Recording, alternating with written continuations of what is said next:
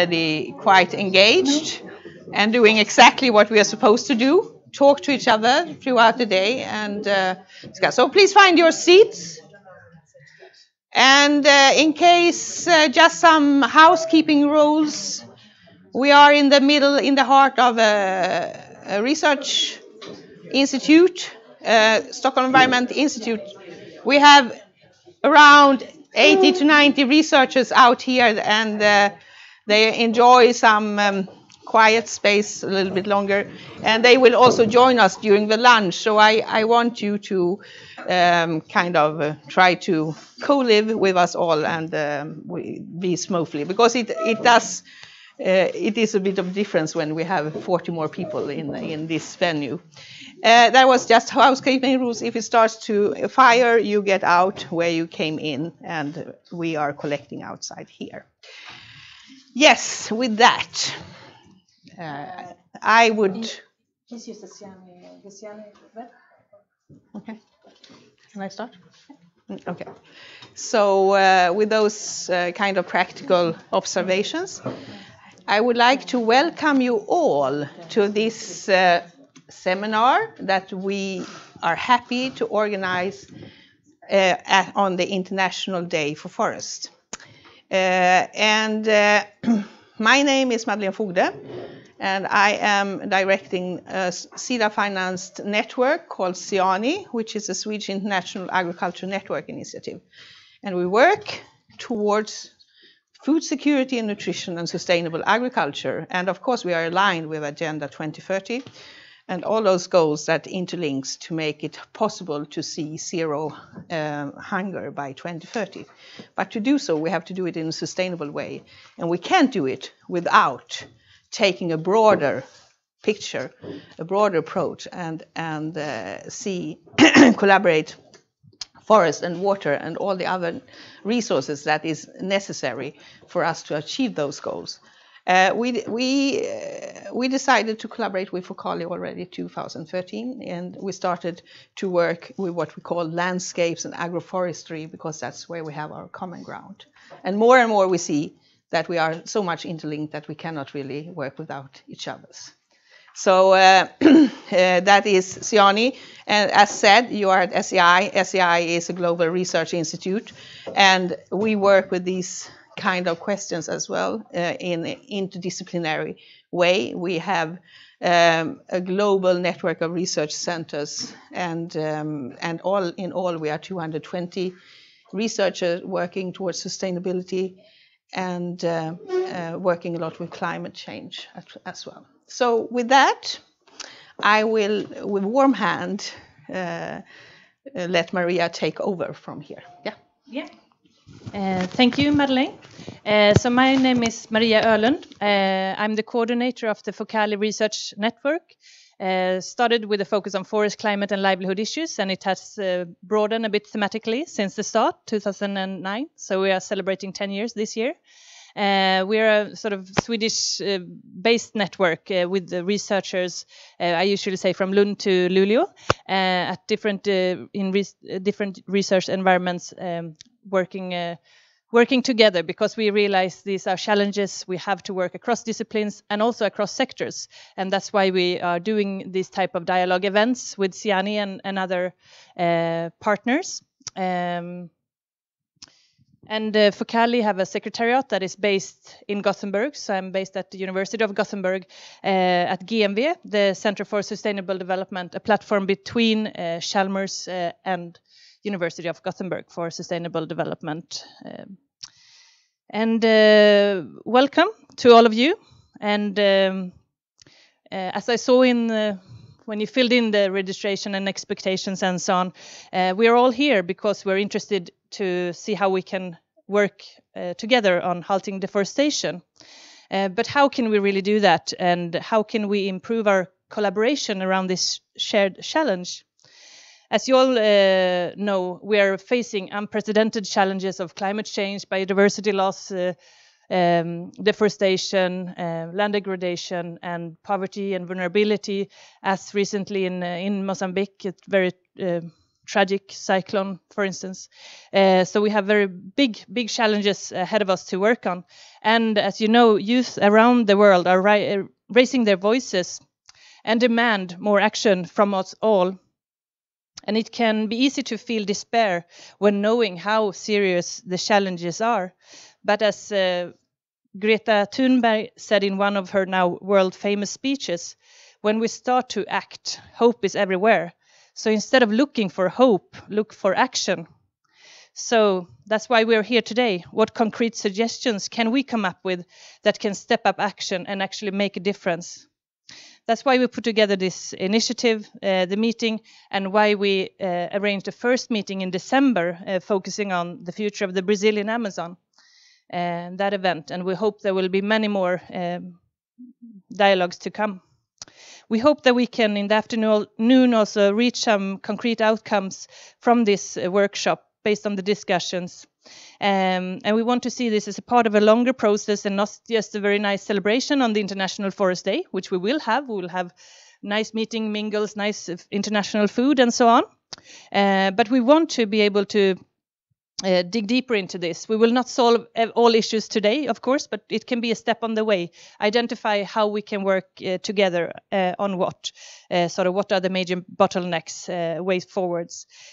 And we will also discuss by the end of the day how we can follow up what we start today based on the ideas that we hope can be generated in the group exercises. And the outcomes will be documented also in a sort of workshop report or brief that can be shared to inspire others to step up action. And we will together discuss how the dialogue can continue and deepen together with other actors as well, willing to be involved and take the lead on different steps we identify.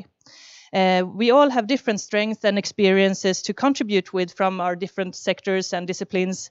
And the challenges we are facing really demands us to work across disciplines and sectors. And even if we have different entry points and horizons, we really need to find ways to respect each other and work together on these shared challenges. So with that, I leave it to Martin Persson, who will both present and also moderate the day here. Yes, thank you, Maria. And I have Mick already. Happy to see so many people here. Thank you all for coming. We hope, as Maria said, that this will be a productive and constructive dialogue today on this challenge of reducing deforestation, tropical deforestation. So I'm going to moderate the sessions. We have two sort of speaker sessions, one now until lunch for the next 50 minutes. Then we'll have a break for lunch and we'll meet up just before 1 o'clock, and we have an additional 4 speakers. But hopefully we've tried to really keep these presentations short, so we'll get some input from different perspectives. But then the main focus of the day is on the dialogue and on the discussion. So presentations will be 10 minutes. Maria will try to keep you within time, including me. Hopefully we'll have a few minutes for questions after the first 4 presentations, and similarly after the second 4 presentations. Did you have something to add, Maria? Yes, I forgot. We have this nice GDPR rule, and we have to ask if there's someone who don't want to be in a photo. It can be shared on the Ciani webpage or so on. So raise your hand, and we know we will not share your photo. Okay, good. So you might be in a photo from the audience. So I'll start off with a brief presentation, just sort of giving some background that I think many, if not all of you, will already know, at least part of, but just to put us all on the same page and then frame the issue, the discussion we will have. We want it to be focused on sort of concrete steps that Swedish actors can take to help stop forest loss in the tropics. So we all know that this is an ongoing problem. It's some 10 million hectares or so of tropical forest are lost every year for different reasons. We know more about this than we did just 5-10 years ago, thanks to increased sort of satellite monitoring of forests across the world, not only in the tropics. We're getting a better understanding of what is driving this loss, and we'll come back to some of that. This is from a recent science paper, trying to see where deforestation is driven by sort of commodity commodities expanding, commodity production, where it's more smallholder, shifting agriculture, natural causes or semi-natural causes as well, wildfires and so on. We also know quite well, and I guess you all know about why this is a problem. So carbon emissions from tropical deforestation account for about 10% of global carbon emissions. So a significant contributor to global climate change. Loss of tropical forests is one of the largest threats, if not the largest threat, to terrestrial biodiversity. Also a big challenge we're facing. But we also shouldn't forget that these forests are the source of livelihoods for millions and millions of people throughout the tropics. So protecting their livelihoods is also an important reason for trying to protect these forests or managing them more sustainably. And of course, the issue of tropical deforestation has been on the international environmental agenda for decades. But I think there's been really an increased discussion around these issues in the last few years, partly driven by also the private sector being more and more targeted around these issues and stepping up and taking commitments and so on. So we have some quite strong, some extremely ambitious, I would say, international target commitments on this.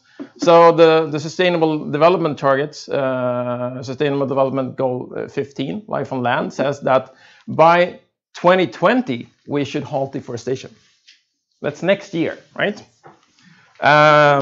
We have in 2015 we got the New York Declaration of Forests, which was sort of not only national governments but subnational governments, private enterprises, and so on coming together and sort of taking commitments on forest protection, saying that we should halve the loss of natural forest by 2020, again next year, and end natural forest loss by 2030.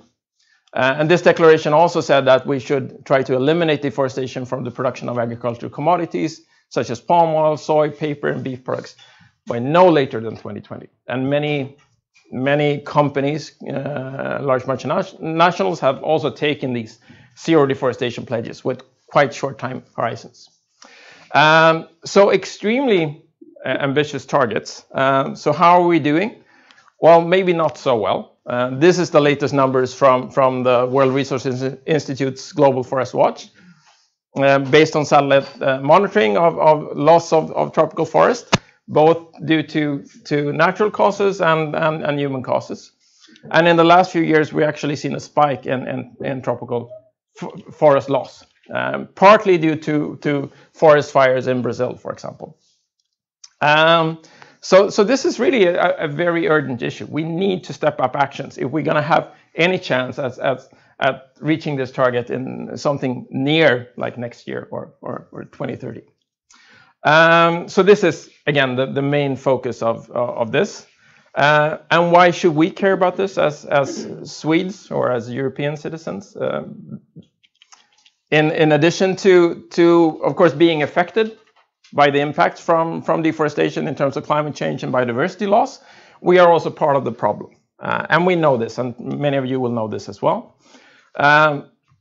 This is from a paper that was published yesterday by a PhD student of mine, Florence Pendrell, and some colleagues, where we combine these satellite data on deforestation with agriculture statistics, international trade data, and so on, to make the links between deforestation, agriculture, commodity production, and consumption. And what we see is that the large share of deforestation is driven by agricultural expansion, primarily, as you know, commodities like beef, soy, palm oil, and so on. Most of this is consumed domestically in the countries where they are produced, but a large share and a growing share is linked to international trade. So between a third and a fourth of tropical deforestation driven by agricultural expansion is connected to international trade. And EU is one of the biggest importers of what you can call embodied deforestation. Annually, about 340,000 hectares of tropical deforestation embodied in EU consumption of these commodities. leading to emissions of about 150 megatons of carbon dioxide per year, which is equivalent to about a sixth of the total carbon footprint of an average EU diet. And I think that's actually quite staggering, that a sixth of the carbon emissions from what we consume, agricultural commodities, is due to tropical deforestation. Sweden is no exception. So these are the numbers for Sweden. So about 6,000 hectares per year, 3 million tons of carbon dioxide emitted due to Swedish consumption of beef, soy, palm oil, and so on.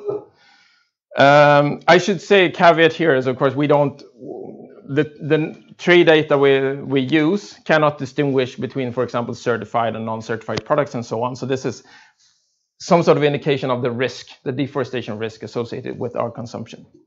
And you will see that most of this is due to palm oil production in Southeast Asia, Indonesia, Malaysia, beef from Latin America, oil seeds, so soybeans from Latin America, and so on. So what can we do about this? There is quite a lot of things we can do. One reason for holding this seminar now is also there's a consultation, or has just ended an open consultation process within the EU to look at what actions EU can take to help reduce deforestation. So that's why we also want to think, okay, what role can Sweden play in this? And I just want to give you sort of a menu here, and then my time should be up. 2 minutes, yes, I'll try to keep this to 2 minutes then. So a lot of things are already being done and have been proposed. So of course, when we discuss this issue from the perspective of sort of consumer countries, we think of what can we do on the demand side. So we can think about what kind of trade policies can we use, and this can be sort of both positive and negative. It can be reducing tariffs on certified products, or it can be creating some sort of criteria you have to meet in order to be able to export to the EU, for example. This has been done within the EU timber regulation and the FLECT program. The EU Renewable Energy Directive has limitations on palm oil, for example, being used for biofuels. We have some countries in the EU have taken this joint declaration, the Amsterdam Declaration. Sweden is not part of that currently. That could be one point of discussion today, should we be. We can think about consumer policies, diverting consumption from forest risk commodities to other commodities. A lot of discussion in the last few years has, of course, focused on the supply chains, where we can think about, certification, commodity moratoria like the soy moratorium in Brazil. We have all these companies taking zero deforestation pledges. How can we improve transparency so consumers will actually know where their products are coming from and whether they contribute to deforestation or not? And again, here we have lots of examples. We have the roundtable sustainable palm oil, the roundtable on sustainable soy. We will hear from this accountability framework initiative. We have the Tropical Forest Alliance. We have the soy moratorium. And being at SEI, I have to mention the TRACE platform that tries to provide information on these forest risk commodities supply chains. But we shouldn't forget that we can also do things, and we need to do things in the countries where deforestation is happening, where these products are coming from. So we can help with capacity building for monitoring deforestation, for enforcing forest laws and so on, help support smallholders to support sort of sustainable landscape and sustainable forest management. We will hear Beatrice Krona from Stockholm Resilience Center talking about the role of finance as well later today. Anna Kärvar from FAO will talk about RED Plus and what has been done there. So there are examples of initiatives here as well. So there's a big palette of possible actions that we can draw upon. So really the focus today, I think, should be on sort of, okay, drawing on the knowledge that's in the room, what do we know about what works here? What could be scaled up or should be scaled up? Where can Swedish actors step up their action? How can we collaborate to make this happen? So hopefully we will be able to achieve some of that. So really, I think this is a sort of a call to arms. How can we do this together? One thing we will do before I let over to the next speaker, we will leave this up during the lunch break and sort of in the question sessions and so on. If you're already sitting on ideas what we could do, then just go into this menti.com, enter this code, and you can write a short note, Twitter style, on what you think. This is something we could discuss, and we'll bring this up in the afternoon's discussion as well. So take a look then. Please note the number, and you can go in during the whole day. Thank you very much for listening. Now I'm happy to introduce Emily Molin from the Division for Forest and Climate at the Ministry of Enterprise and Innovation in Sweden, who will give us some information on what Sweden currently is doing on these issues. And you should have a microphone as well. Yeah, I have them. You have one. Good. You're all prepared. Yeah. Do you know how to... Should we put this in some sort of presentation mode? Full screen mode. Full screen mode. And then I use this. This or this, I guess. Well, hello. My name is Emily Molin. I have a forest management background, but I work at the Ministry of Enterprise and Innovation. I'm a civil servant, not a politician, but I report to the Minister of Rural Affairs. I'm going to give you a brief overview of policy processes that have been ongoing or still are ongoing that reflects on deforestation or has something to do with deforestation at the moment. First, I want to promote the UN Strategic Plan for Forests. In the last 5 years, we had a lot of global agreements that have to do with forests and have commitments on forests. And to give some structure and to be able to monitor the implementation of measures, the United Nations Forum on Forests, they developed a strategic plan that was adopted in 2017 on the different forest goals. It has 6 goals and 26 targets, so I'm not going to go into all of them. I put up the first one, for example, because it's more quantitative.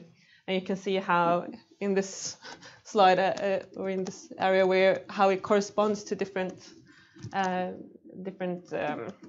agreements, like the Agenda 2030, and the SDGs, and of course the Paris Agreement, and so on. So for structure, there is to monitor the progress globally. The UNFF is doing some work, and countries can report on this. And there are global generic indicators that are being developed this year in this area. But yes, as many of you know, the heat is on, and for of course a lot of us with maybe a forest or ecology background, why we need to work on deforestation is quite obvious. But there is I'm experiencing a new pressure from the climate policy sides. There is of course the both mitigation and adaptation from forest, but also just the supply side, like what materials can we use, that we need, how can we use them, how can they be sustainable. So we see like one of the aspects is that we see in the national determined contributions that the countries submit under the Paris Agreement. 80% of the ones who were submitted in November 2018 had something on the LULUCF sector, land use, change and forestry sector. And about 58% include specific policies on forest management. I served at the COP24 as a land use expert, and it was striking. There's this area in the COP where delegations have their pavilions where they present things they're doing. And so many countries were promoting what they were doing in forestry and forest management and conservation. It was felt really like you chose to get the right education when you were there, because there's a lot of things happening and there's a lot of pressure. And of course, major tools is RED Plus, that we will hear more from Anna later. And let's see. And then the rule book that came out from the COP24. It has a more detailed provisions of what to include when reporting on forests, and both your inventories and reporting, so it becomes more comparable and will become easier to do the global stock takes under the Paris Agreement. So we moved ahead. For the COP25, no agreements could be met on the flexible mechanisms under Article 6. So that's something that we need to look at for next year. If and how land use measures will be included in the flexible mechanisms. And another one on climate is the Renewable Energy Directive. The revised one has the sustainability criteria for biofuels, both forest-based and the indirect land use change fuels. So like palm oil and soy and different ones. So there's some work being done there now. But when it comes to addressing deforestation drivers, I'm sure I don't have to explain this. I think Martin did a good job in saying like what is driving the deforestation. But I am experiencing a kind of this is the talk of the town right now in the policy circuits of the agricultural commodity supply chains. How can we address it? And there's a lot of initiative, like will to address this, and because a lot of the time we find that okay, deforestation is only discussed in forest policy context, but that's not always where you have the possibility to do things. But now some examples. I first want to mention development cooperation, because that's of course a major challenge to create change on the ground. But also this year we at the FAO, the Committee on Forest, we asked the FAO to work more closely with COAG, the Committee on Agriculture, to more closely see how to address the commodity supply chains and the deforestation in relation to that. And also, I think you mentioned the EU. Last year they presented their feasibility study on how we can step up actions. And there is a consultation now. I think after the elections, depending on what commission we will get, of course, we will see some initiative on that, because of course the EU is concerned with data you presented before here. So this is something that there is quite a strong political will to address. I mentioned the Renewable Energy Directive before, and this is something that Sweden has been strongly engaged in. It's been very prioritized from Sweden, both the sustainability criteria for forests, but wood-based biofuels in Sweden. It's mainly residue streams, so that has been one of the priorities. But also on the ILUC, there's a delegated act being developed now, mainly targeting palm oil, as it looks like now. But of course, soy and other crops are in there. I also wanted to mention the FLEGT, EU timber regulation and the FLEGT. And more and more countries are entering into negotiations with the EU and finding ways to improve the forest governance in exporting countries. So this is a tool, when we discuss illegal logging, this is a tool that, we had the policy for some time now, but we still haven't really seen the effects. So it's going to be really interesting to follow and monitor and see, okay, is this tool functioning the way that we want it to? Is there improvements that need to be done? But also see the core of it, how is it going to play out when more and more countries are going to export FLEGT licensed timbers. The first one was in 2016 from Indonesia. So we still haven't really seen the potential of the FLEGT VPAs. I hoped that I could have said that we last week at the United Nations Environmental Assembly would have taken a new resolution on deforestation and agricultural commodity supply chains, but consensus could not be agreed. This is something that the EU pushed and Sweden supported, but there couldn't be a consensus on that, so there was no resolution. So addressing the drivers, especially when in terms of agriculture, can be very sensitive. But if we look to Sweden, we have our national forest program. The government launched it a few years ago and had a dialogue process, but it adopted a strategy and an action plan last spring and summer. And one of the 5 focused areas is sustainable use and conservation of forest as a profile issue in Sweden's international cooperation. This is quite broad. Ranges from, of course, exports to development, cooperation and aid. So it's research, etc. So it's quite broad. But one of the aspects is, of course, sustainable management of forests worldwide and halting deforestation. So it's one of the aspects. And we started up. One of the things we did is to task the Swedish Forest Agency, and I think Anders Malmer will tell you a bit more about that later. And that's going to be a continued work. But from Sweden's perspective, we do try to work in the forest policy context, but we are also working to halt deforestation in energy policy, in climate policy, in finance and agriculture. There are so many different spheres, so I try to point at some of the aspects where we work on it, but it's not only in forest policy where you can actually move a bit. And for today, my personal reflection is that there are many positive and promising steps being taken globally to improve sustainable forest management.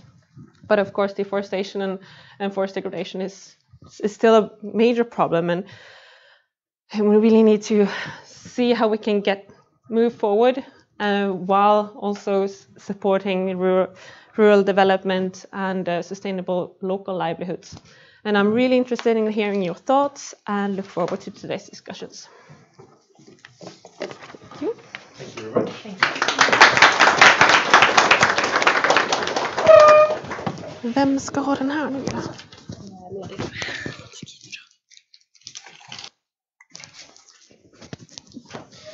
Thank you very much, Emily, for that overview. If you have questions, please note them down and either take them, approach Emily over lunch or bring them up in the afternoon. But we'll move on in the program. Next up is Anders Malmer, who's the International Coordinator for Swedish Forest Agency and a professor in tropical forestry at SLU. So yes. Welcome, Anders. The floor is yours. I hope this one works. It does. Thanks for inviting me. It's good to be here. I especially enjoy that I see a lot of young faces here I've not seen before. I've been around in this kind of discussions for more than 30 years, and they have often tended to be with old men like me. I hope there will be a change. My title is Promoting Forest Values to Combat Deforestation and to Restore Degraded Landscape. I will talk a little bit about that title and a little bit on what are we doing at the Forest Agency. There is a major problem today, and basically, especially in Brazil, the land has a higher economic value without the trees. And why is that? I mean, we need a lot of wood and fiber for a bioeconomy. The alternative is conservation, and it's valued in another scale. So there we have a major problem. Forest or agriculture or commodities, and it's the size of Europe, basically. And in the midst of this, we have a lot of poor people, actually, even in Brazil, who lives in these landscapes. So can we focus on how social, economic, and ecological values can balance for the agenda, for example? And I'm focusing a little bit on can value from the forest be created to maintain forest cover for multiple purposes, the last point. What are we missing? And Brazil is a very special case where we have a lot of drive for the commodities. They are presently more valuable than producing trees and forest. Same thing in Asia. Oil palm is more lucrative than growing forests. At the same time, we have a growing bioeconomy that demands fiber supply other than those commodities, soya, maize, cotton, and meat. And we have a need for livelihoods for millions of rural peoples who need outcomes from this. And the commodity side is often very, very large scale. And how can we balance all these? There's a lot of these goals who relate to this problem we're discussing today. So what is the role of the government in Sweden, Swedish Forest Agency? Well, we know about governance for conservation. We do that in Sweden. But our major role is actually to balance all values of forest, to sustain socially, economically, and ecologically sound use of forests. And I just put in a few examples of kind of what we do in Sweden. We have all these values, and we have different actors who promote those values, and we are not always agree about how to do that, and that is important. But it's important also that we have a transparent way to address those values. It's a eucalypt plantation in Bahia with a mosaic of restored Atlantic rainforest. It's Mato Grosso, large-scale agriculture, but with a corridor for the jaguars in Brazil, yes, to walk between different forest areas. And it's a mosaic pasture landscape from Honduras in this case. How can we promote this? And this is, if we act internationally, if we would work on the National Forest Program, we would work with our counterparts in other countries about having good policies, transparent processes on how to balance values and so on. So, and the background for this is interesting. We're talking about this shadow of climate change, combating poverty, need for social, economically, and ecologically sustainable land use for a lot of commodities that we need for the bioeconomy to get rid of fossil fuels and stuff. In that sense, we see a general increase of international interest for Swedish forest sector, both in my earlier work at SLU and now at the Forest Agency. We have bilateral contacts. People will like to come to see the forest sector. How do we work in Sweden? Kazakhstan will come in May, for example. We have a new MOU with India and so on. This also coincides with what Emily mentioned about the Swedish Forest Program. The profile, it should be more of a profile issue, and this is new. It has not been before, not in development support and not in foreign policy either. But it should be now. We are glad to see that. And the Swedish policy for global development through Agenda 2030 also formally says that that we have the competence and the experience. And now I'm not only talking about the forest manager. This is about both the biodiversity conservation, the civil society, their role and so on, and how we work with that in this country. What are we doing now?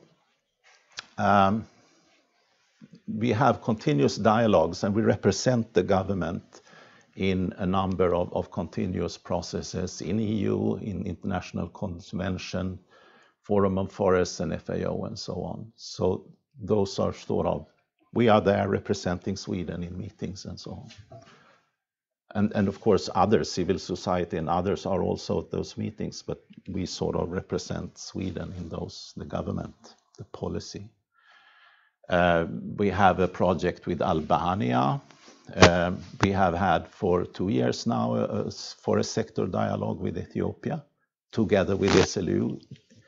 We often work with SLU and others.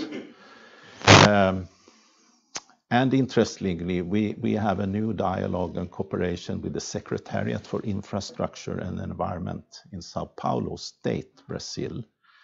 This is done with SLU, CV is on, Focali is on a little bit.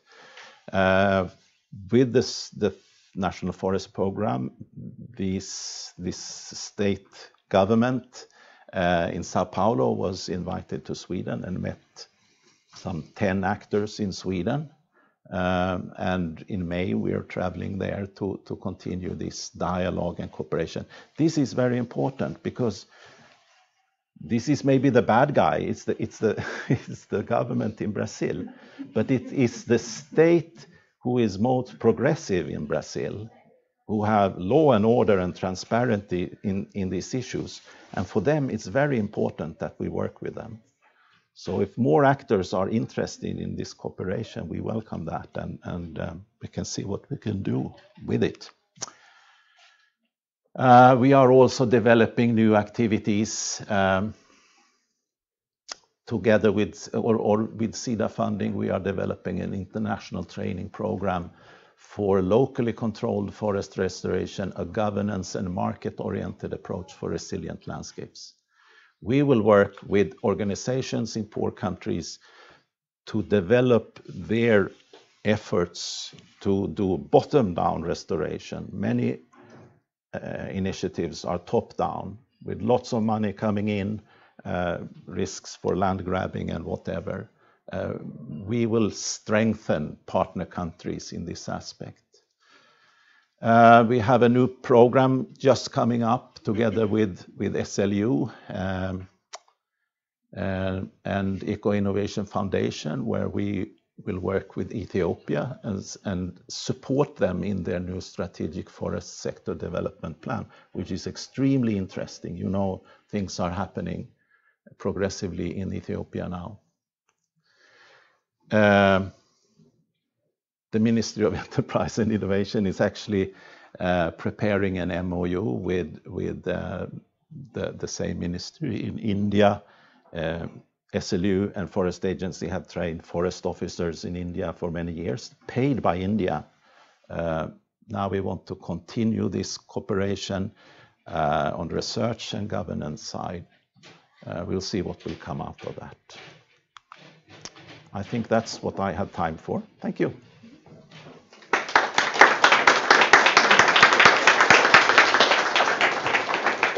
Thank you, Anders, for good input and staying on time. So we have time for our final morning presentation, which is from Maria Rydlund, Senior Policy Officer for Tropical Forest at the Swedish Society for Nature Conservation. Naturskyddsföreningen, more commonly known for those who speak Swedish. Thank you, Maria, for coming. Thank you. The floor is yours. Thank you. Last but maybe not least, but with less time. So I tried to keep it short. This was a really difficult topic, actually, because how do you describe the role of civil society? For me, it's a key actor, since I'm also representing the civil society. So I tried to pick some examples, and let's see. Does it work? Shall I? Yeah. Here we go. Yes. Sorry, it's my finger. So I'll just give a short introduction. SSNCY is the biggest and oldest environmental organization on this stage today. Yes, since 1990 we have a global program. We're supporting civil society organizations in tropical countries to support them, to strengthen them, to actually take action in their own context, but also to do it jointly with us being placed in EU or in Sweden or wherever we try to identify us as an actor. And we focus specifically within the Tropical Forest Program that I'm heading on indigenous and local communities' rights to forest. It's a lot about tenure. It's a lot about securing tenure rights. It's a rights-based approach from bottom to top.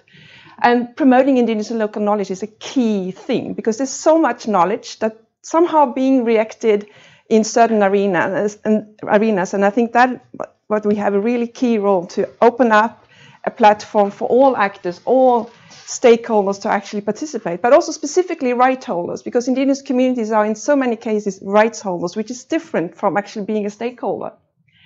And some part of the work that we do is, of course, addressing the causes for deforestation, such as logging, and the plantation sector. Palm oil is dominating.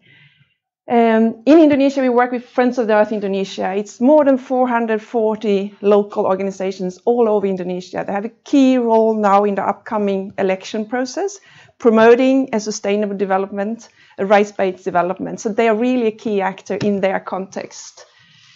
And we also work with non-timber forest products exchange program in Indonesia. There are so many other values on forest. It's not just the cubic meters that you can get from the forest. It's all the other stuff that we call for non-timber forest products, which is also part of the ecosystem.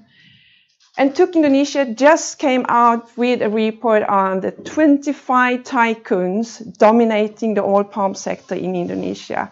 The linkage between financially strong actors, the development of the oil palm sector, and how it also is being financed from abroad, but also naturally by huge banks promoting this sector. And how does that relate to deforestation? I'll come back to that later on.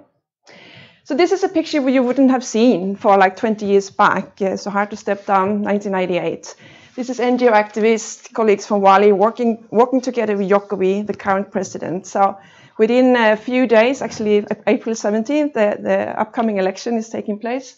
And Jokowi is one of the presidents that really opened up for the civil society to participate, to design the future for also Indonesian forest, but also the forest-dependent communities. And up till now, and still, there's been a huge struggle for the civil society to actually detect who is logging and where are they logging, and is it illegal logging that's taking place that affecting communities. So the civil society has been pushing for one single map. As a civil society organization, you've been pushed to come up with your own map in order to take up a case of deforestation adjusting to local communities, because there's no map, there's nothing like that. And finally, after years of struggle, it all took, the starting point was 2011, so it took a few years to come up with one single map for all the different extractive sectors that actually affect the natural forest. So it was launched in December last year. And I took one example because we've been touching on how do we deal with illegal logging from here. We define, we set up certification schemes, we try to trace, so at least stop illegal logging, to at least stop us from consuming illegally logged forest resources. And Indonesia was first, Emily, I think you mentioned in 2016, and there was roughly 32,000 licenses during the first year of legally logged timber being exported out of Indonesia. And that is a huge process taking place, a huge and massive confirmation actually of a more sustainable logging industry in Indonesia. It's kind of, you get a kind of acknowledgement for all the work that's behind that process. But just recently, or almost 9 months back, a report was launched by the Independent Forest Monitoring Network in Indonesia, revealing the fact that actually a number of these permits, 54 of these permit holders, were still conducting illegal logging. And now we are focusing on the western part eastern part, sorry, of Indonesia, Papua mainly, where we actually have pristine forests left, where all these initiatives are so important to not contribute to further forest degradation or illegal logging. But still, despite the EU timber regulation, there was boundary conflicts, although there were maps in place. There were weak forest protection for different reasons, poor management, poor logging methods, and specifically low recognition of people's rights in these areas. So therefore, the civil society is a key actor to actually monitor. We can build all these systems, we can put them in place, and we can acknowledge them officially, but we need someone monitoring what's going on the ground. And there is where the civil society comes in as a very, very strong actor. Communities adjacent to these illegal logging companies, they can monitor, they can report. So what we and our partners also are doing is creating tools for communities to actually actively take part in this to support the way that we can consume timber and forest products in a more sustainable way, or however we define sustainability. So this is just to show the importance of someone monitoring on the ground. This report just came out very recently. What causes deforestation in Indonesia today? And I think it's really interesting to see that the small-scale agriculture and small-scale plantation sector is taking a kind of very interesting but still scary, almost lead in this deforestation process. The grassland are a consequence of forest fires. So you can see the peak when you have forest fires, and the grassland causes deforestation. But actually, smallholders. And these are poor in certain contexts, but they're also marginalized in this process. But what is also important to know is that they're often part of the large-scale oil palm plantation sector. So although we work with tools like certification, RSPO, for example, which is the most well-known, there are all these things happen on the ground. For farmers, they are not providing any alternative as a cash crop. It's mainly oil palm being promoted. And for civil society organizations working with food sovereignty, to a diversified agriculture sector, these are key people for them to target, to actually approach them and strengthen them, give them some kind of power in these processes, so that at least of free will can be part of the palm oil sector, and by being so also conduct a more sustainable agriculture, this context, oil palm. And I just want to highlight, since we're going through discussions today, I think the gender justice perspective is really a key thing when you talk about forest resources. Forest is often not owned, of course, as you know. It's about tenure, but many structures are still very injustice, and in many, many communities, male-dominated. And specifically now, a focus for civil society organizations in Indonesia is to focus on gender justice and focus on women's rights. Many of these processes, we build up mechanisms like free, prior, informed consent in order to get the community's consent to conduct logging or set up a plantation or whatsoever. But very seldom we look into in detail how these processes are functioning. And in many, many cases, too many cases, women are not there. Although we know, all the science that we have is backing up the fact that if women participate in forest management, we also secure diversity, cultural diversity, income generating activities, etc. And we also support informal markets, which is creating a much better livelihood for people than actually being part of the export market. That is not the only way in order to gain income and get out of that extreme poverty and actually be more independent. And just to finalize, I think also what we work with our partner NTFP, Exchange Program Indonesia, very complicated name, is also to look into all the other alternatives. This is not a marginalized sector, but it has been marginalized due to the fact that the dominating sectors are taking over. There's a lot of potentials for actually develop non-timber forest products, which create a local and national income generating arena. But this is often neglected because we count timber in cubic meters and forget about all the different alternatives. So just to finalize, I just read this article, now since we're also talking about Brazil, I think what we often forget is also that people, indigenous communities, they are the ones that are being most affected by the deforestation, but they also the ones that hold knowledge, that hold rights. And I think that is very important when we talk how to tackle deforestation, is also to include the rights holders, not turn them into stakeholders. They are unique right holders and create the platform. Sonia, she ran for the vice president in the election just recently, but I think what she says is really a key thing for the work that we're going to do. Yes, thank you.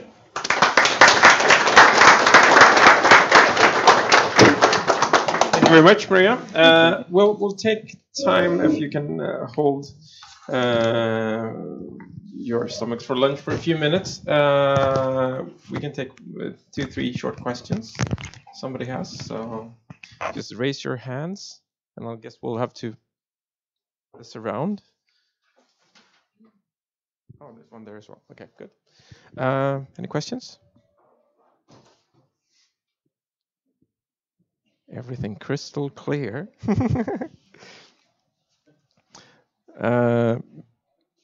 Maybe I can start. Okay, now hands are starting to come up. So, Anders, you start. Well, it's good if other people ask questions also. I'm just curious, Maria, you worked in Indonesia. I did that before a lot, and the grasslands are still increasing, I see. When we talk to our colleagues in Indonesia, they say they have a new bold community forest program for, what is it, 13 million hectares. Are you seeing something of that? Oh, yeah. I can't comment on that particular, but what is, I mean, did you link that to the grassland, expansion of the grassland, or how to tackle that land? Yeah, part of that mission is about restoration, at least officially. I mean, the situation right now is that we have the peak in relation to the forest fire. So that is part of the whole package of how to deal with the restoration of the forest in general. And previously, you've said that the grassland, like abandoned land, you can turn it into plantations. But since the areal has increased that much, it's also a need to look into how do we afforestate these areas again, and how do we make it into arable land if that is the case. So you really have to do the landscape planning more detailed than before, because now the areas are, as you saw on the graph, they're really increasing. So part of that is really necessary to address how to deal with it. So it's not just an area that happens to be that you can turn into plantations. You need to think in a landscape perspective and how to actually deal with it in a more long-lasting way. Thank you. More questions? Everybody's hungry for lunch? Okay.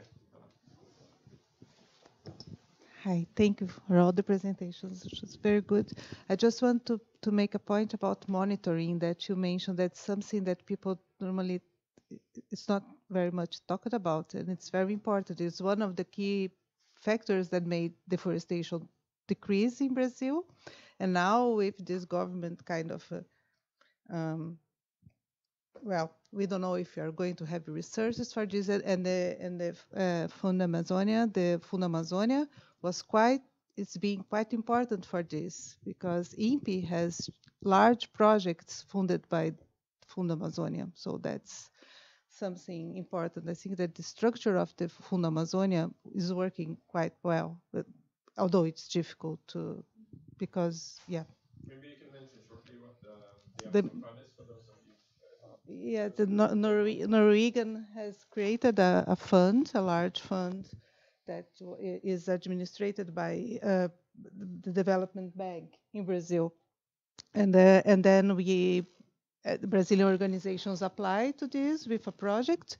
And some of these projects are quite big, like INPE had one of $60 million to develop enhance the monitoring for land use, and many, I had a part of this, and now they had another one extending to other biomes. So it's quite it's working, and many other local organizations and civil society organizations are also applying to use this.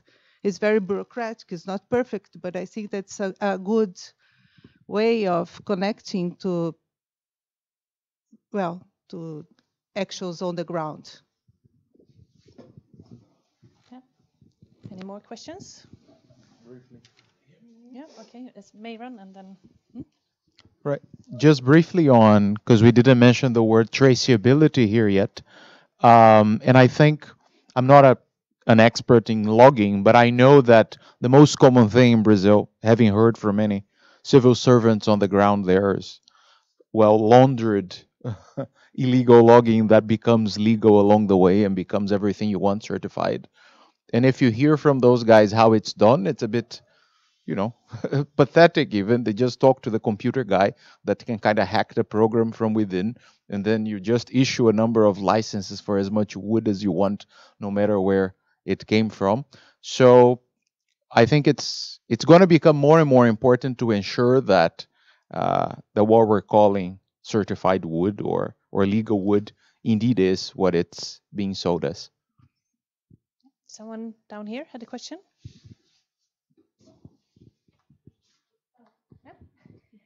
I could just add to. Okay. All right. Yeah. I could just add to that. Yeah. Sorry. I'm Rosa Goodman from SLU. I've been in Sweden for 2 years, but I've worked a lot in logging concessions, and I can verify that a lot of the legal logging industry definitely supports the logging industry. Like, you can get credits, even certified concessions get credits, and then they sell them. And so everything that comes through Peru has paperwork. And I also really caution against saying certified is sustainable. Neither is real sustainable or reduced impact logging. And I'm pro forestry and forest management. But I actually started working with eco innovation recently, because we don't see any examples of sustainable forest management in the tropics. And so it's a bit depressing, but it's also really a point that we need to work on, because I hear all the time, like, if forestry is done sustainably, then you have a business plan that supports natural forests, but I don't see that happening. So I work also a lot with carbon accounting, and we always are promoting like the sharing debate, because forestry concessions can resist deforestation often better than natural protected areas, but it's always temporary, and there's always like this anxiety, well, what's going to happen after 2 rotations, because they're basically depleted of all the large logs. Yeah. So any burning question before lunch? Malin, and I think that will be the final before. Yes, Malin Gustafsson from Focali. Emily, just a short question. You mentioned, I will not frame this correct, but there was no consensus in the UN work with deforestation and agriculture. You know what I'm talking about then? What were the main problems? Because I think maybe that's somewhere we could start today, or have in the back of our minds today. Well, so the microphones is just for the web streaming, so it doesn't help for the room. So please speak up so everybody hears. I got this through my colleague who was in Nairobi last week, but there seem to have been mainly issues on seeing the differences between legal logging, legal deforestation and illegal deforestation, and how to differentiate on that. So how to address deforestation that is part of a development plan by a government. That seems to be one of the issues that we need to look more into. That's my impression on what was the more burning issues. Yes. So thank you for the first session. We'll have more time to discuss over lunch and in the afternoon. I would like to welcome Akis from the Gastronauts that received the White Guide nomination last year. You can tell us more about what what is Gastronauts and what we will have for lunch at the International Day of Forest. Absolutely. So thank you for having us here today. Hi, everyone. I'll keep it very, very short so you can go eat. At Gastronaut, what we do is we work exclusively with immigrant chefs who cook exclusively food from their home countries. So Chinese chefs who cook Chinese food, Greek chefs who cook Greek food, and so on. And the reason we do that is two reasons. One, when a chef has a connection with the food they're cooking, they grew up with it, they have a passion for it, they can really offer superior craftsmanship from scratch to have a really good quality final product. The second reason is because we believe that if we didn't do so, it would affect your eating experience. And what I mean is, if someone has never been to Greece but has been to a lot of Greek restaurants, they would naturally assume that Greeks eat meat and tzatziki. I'm from Greece. I can tell you that the largest part of Greek cuisine is vegan and vegetarian, and we don't eat tzatziki every day. We eat tzatziki when we also go out to restaurants. Also, Chinese food. You go into a Chinese restaurant, you get fried noodles, fried spring rolls, quite oily, let's say, fried food. And that's not actually a good representation of Chinese cuisine. Let us not talk about fortune cookies, which are an American thing, not a Chinese thing. I just want to highlight also that when you order from Gastronaut, like you have today, you contribute directly to creating jobs, integration opportunities, and economic sustainability for immigrants directly. And that means that our chefs have the opportunity to be self-sustainable and have a very respectable living within approximately 3 months of landing in Sweden. According to our partner Arbetsförmedlingen, it usually takes about 7 to 8 years to achieve that. And we're very proud to say that with the help of our clients, we can achieve that in just a few months. And it's not a charity when you order from us. It's not a donation. You actually create jobs for people that pay taxes, and they're equal citizens in the society. My stomach is really eager for the food. All right, yeah. So I won't keep you longer. So what do we have today? Today we have Chinese food. We have a Gangnam dish from China, which means above the river, a vegetarian dish. We have handmade dumplings, everything made from scratch. Even the skin of the dumplings is made from scratch. And we have rice wine braised mushrooms, also a Chinese dish. So today we have a Chinese theme. There's dietary information, there's food signs for every food, so you can locate what is vegan, what is vegetarian, and at the bottom there's a detailed list of ingredients if you have any allergies, so you can self-control. Yeah, there's no peanuts. There were a few people that no nuts at all, I think. Yes. Or there should not be. There are no nuts, but I have to say that our food may contain traces of allergens. Exactly. Traces. Yes. And so the 2 vegan options and 1 vegetarian. And 1 vegetarian. So the vegans can maybe go first in line and pick the food they want. And I want to say we will have a link to the US in about 45 minutes, but we can try to resume 10:02, but I'm sure it will take a few more minutes. But we will link up to the US right before 1, so that's why we have to get back. Madeleine, yes? I just want to highlight that we will be a little bit crowded now, so if you can eat some of you can eat your lunch in here. Yes. Because we can't wait on. Yeah, and also while you do that, you can come in here and you can add your ideas. And this can be existing initiatives that you want to collaborate on, or new ideas, or like just brainstorm. Don't fear, add it up. Anonymous. Yeah, anonymous. I'm starving. Although I like to see